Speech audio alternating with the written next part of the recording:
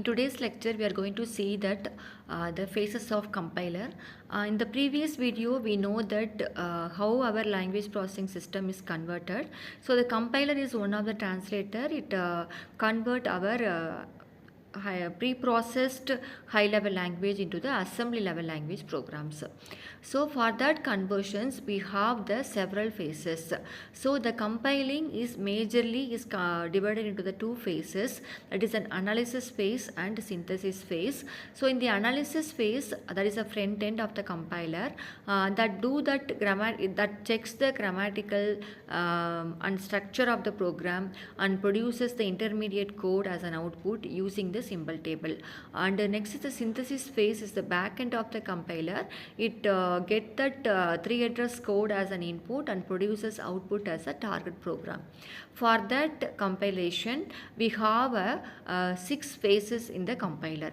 So the 6 phases are lexical analysis and syntax analysis and semantic analysis, intermediate code generations and intermediate code and code optimization and code generations. So we have the 6 phases have the specific input and output of the compilations.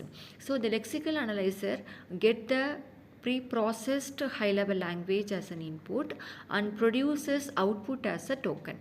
So next, the syntax analyzer get the input as a token and produces output as a syntax tree. And third phase is the semantic analysis. The semantic analysis get the input from the syntax analyzer and produces output as a semantically verified parse tree. So what is a semantically verified parse tree means? Suppose in our source program, if there is any type declaration mismatches or any specific array bound informations, means that has to be checked in the semantic analyzer. So the output of the semantic analyzer also the parse tree, but the parse tree is semantically verified. Next is the intermediate code generator. That intermediate code generator get the parse tree and produces output as a 3 address code.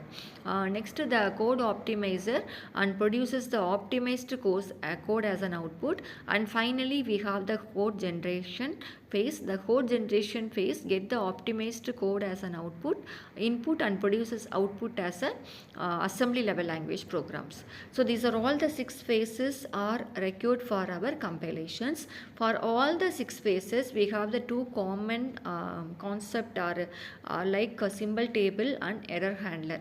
So what is a symbol table means? The symbol table, it is a data structure that store all the all the variables, identifiers, whichever are used in our source program. That information that identifiers information is collected first 3 phases and uses in the last 3 phases. So the symbol table is common to all the 6 phases. Next is the error handler. For every phase, suppose the input is correct, it produces the correct output.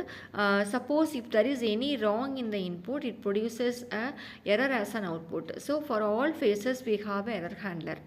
So the error handler also the common to all the 6 phases.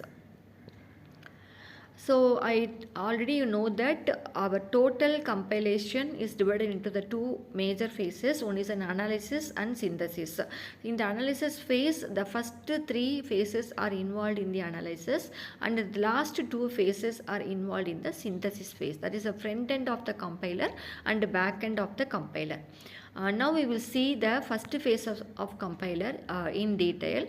So what is the first phase mean? That is a lexical analyzer.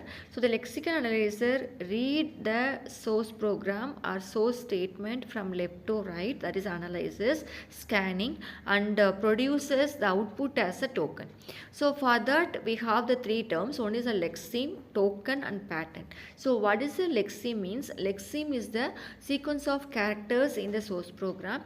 So the token is the it is a subsequent token is the pattern that could be identified from the corresponding lexeme. Next is the pattern is a rule to describe that lexemes, describe that token. So the what is the attribute in the token means we have the token name and attribute value. So the output of the lexical analyzer, it is in the form of token name and attribute value. For example, when you are giving that int a comma b means, so our output is int is a keyword and a is an identifier, comma is a separator and b is an identifier. That is a token as a output from the lexical analyzer. Next is a syntax analyzer. The syntax analyzer do that parsing or the tokenizing, also called the parser. So it get the input as a token and produces an output as a parse tree. So for that parse tree construction, it uses the context free grammar as a processing. We just use the context free grammar. So the what is a context free grammar means? Grammar is collection of the non-terminals, terminals, production rules and star symbol. So based upon the grammar, it checks the construct the parse tree. So the output of the parse tree is a leaf node contains the terminals of the given statement. Whether the given statement is equal to the output of the parse tree means our statement is syntax wise correct. So this is the parse tree. So in the parse tree, the leaf nodes are the terminals and interior nodes are the non-terminals.